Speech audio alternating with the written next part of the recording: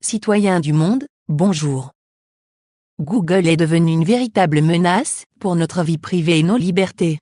Ce message est pour attirer votre attention des dangers de Google et vous invite à le boycotter. Le choix de Anonymous a été fait parce que cela concerne tout le monde et la lutte de nos libertés sur le net. Il ne faut pas chercher une appartenance directe avec cette organisation. Bien entendu, toute la communauté Internet et Anonymous sont bienvenus pour dénoncer les abus de Google. En février 2001, Google rachète la société Déjà News, puis créa Google Groups.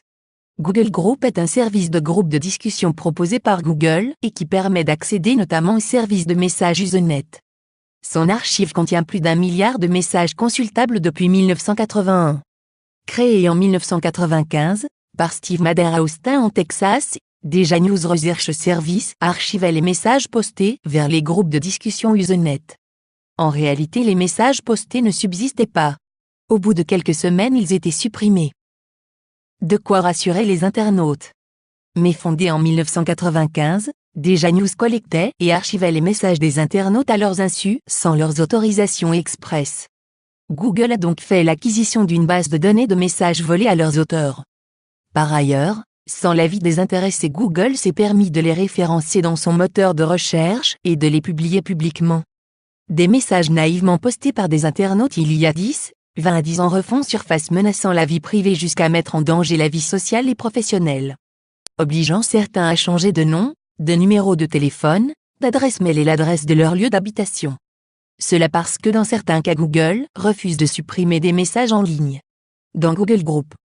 Pour accéder aux messages pour les enlever, Google exige une authentification avec l'adresse mail qui a posté le message.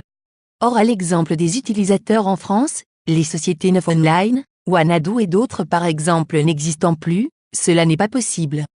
Des internautes se trouvent face à des informations diffusées dans Google Group qui nuisent et qu'ils sont dans l'impossibilité de les faire enlever. En juin 2012, en France, un informaticien au chômage a contacté le service juridique de Google France au 38 avenue de l'Opéra à Paris. En effet, de nos jours, les employeurs font des recherches sur Internet avant de recruter. Il a donc contacté le service juridique de Google France avec une longue liste de messages à supprimer. Demandant l'intervention des services techniques de Google de les supprimer. Montrant de la mauvaise foi, Google a répondu de suivre les procédures habituelles. Or c'est parce que la voie habituelle ne pouvait pas fonctionner que l'informaticien ingénieur de profession avait contacté le service juridique pour une intervention des services techniques de Google. Et si l'informaticien a contacté le service juridique de Google, c'est parce qu'il n'est pas possible de contacter les services support directement. En désespoir de cause, l'informaticien se rend chez Google, à Paris, avenue de l'Opéra puis rue de Londres.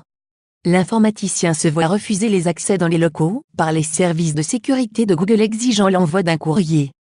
À ce jour, les postes ne sont toujours pas effacés par Google. Il existe bien une nuisance manifeste de Google refusant de supprimer des messages dont des internautes sont les auteurs. Au-delà du risque, il y a bien une réalité. Il existe d'innombrables internautes victimes de Google qui se trouvent tous les jours dans la même situation de cet informaticien. Or dans un simple blog ou un forum, le modérateur aurait bel et bien supprimé les posts demandés. C'est d'ailleurs ce qui se passait sur les Usenet avant leur achat par Google.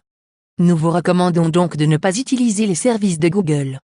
Nous vous invitons aussi la plus grande méfiance du système d'exploitation Android utilisé dans les tablettes et téléphones mobiles. Vous confiez vos mails, vos contacts et messages téléphoniques. Pouvons-nous avoir confiance qu'un jour Google n'en abusera pas? L'expérience a prouvé que Google est capable du pire. Tant que Google n'obtempère pas. Pour les victimes de Google, les solutions sont les suivantes. Dénoncer leurs mésaventures sur Internet et voie de presse. Faire du sitting dans les locaux de Google jusqu'à se faire jeter par la police. Tout filmer pour montrer l'hospitalité de Google. Manifester devant les locaux avenue de l'Opéra et rue de Londres. Déployer des pancartes, diffuser des tracts.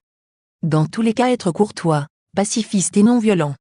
Faire savoir les abus de Google devant les grandes surfaces, écoles et universités. Saisir la CNIL. Saisir le procureur de la République de Paris. Citoyens, citoyennes du monde. Vous n'êtes pas seul. Anonymous est avec vous. Uniquement divisé par 0. Anonymous est avec vous. Nous sommes Anonymous. Nous sommes légion. Nous ne pardonnons pas. Nous n'oublions pas. Redoutez-nous.